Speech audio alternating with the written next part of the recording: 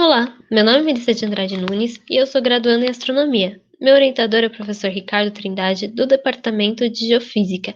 E o projeto Magnetização Crustal em Marte Induzida por Descargas Elétricas é o que queremos investigar. Antes de falar sobre magnetização de Marte, é importante saber que os dados de magnetização foram obtidos pelo magnetômetro e reflectômetro eletrônico da missão Mars Global Surveyor, operada pela NASA desde sua fase de aerofrenagem, em cerca de 100 km de altitude, até sua fase de mapeamento orbital, 400 km de altitude. Com esses dados, muitos autores puderam mapear a magnetização da crosta de Marte, muitas vezes preferindo dados de baixas altitudes, 100, 200 km, e as componentes radiais por serem menos contaminadas. Podemos, a partir desses mapas, interpretar que o sul do planeta é mais magnetizado, principalmente na região de Terra Sirena. As planícies ao norte e as grandes bacias de Argyll apresentam pouca ou nenhuma magnetização, possivelmente desmagnetizadas por impactos de meteoritos. Como objetivo, queremos investigar a hipótese que aponta a incidência de raios e fenômenos de eletricidade atmosférica, tempestades de poeira e redemoinhos como responsáveis pela magnetização da crosta de Marte. Começamos o trabalho estudando a magnetização da crosta de Marte a fim de comparar intensidade e origem das fontes de magnetização com as da Terra.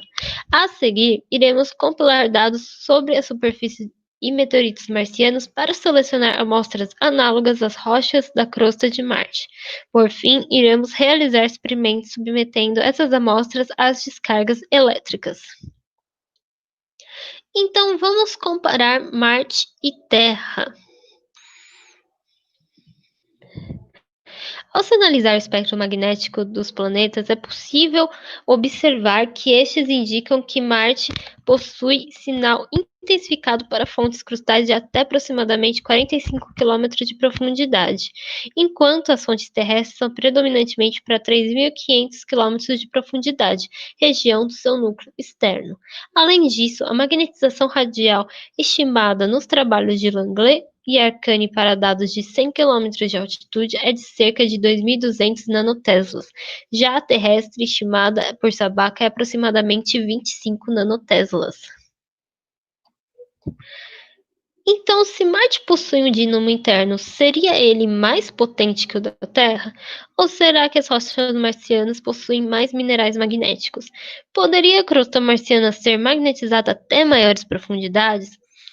Nós optamos por investigar outra possibilidade, a de que as rochas marcianas foram submetidas a processos mais magnetizantes, como, por exemplo, magnetização por descargas elétricas.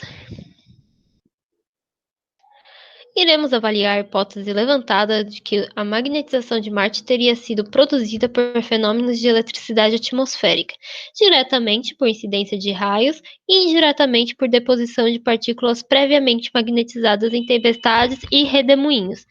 Isso porque esses processos induzem magnetização remanente isotermal nos minerais ferromagnéticos, e esse tipo de magnetização é capaz de magnetizá-los até a saturação e se sobrepor às pré-existentes. Como conclusão dos estudos até aqui, que irão nos auxiliar no futuro, temos que a magnetização de Marte é cerca de 2 ordens de grandeza superior à da Terra, apresentando fontes de magnetização mais expressivas para pequenas profundidades, ou seja, o seu campo magnético atual tem origem crustal, em contraste com o terrestre que possui origem principalmente nuclear.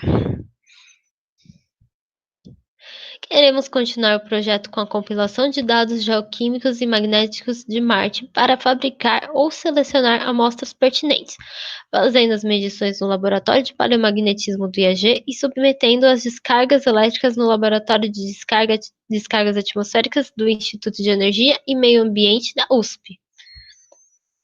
Algumas referências. Muito obrigada pela atenção.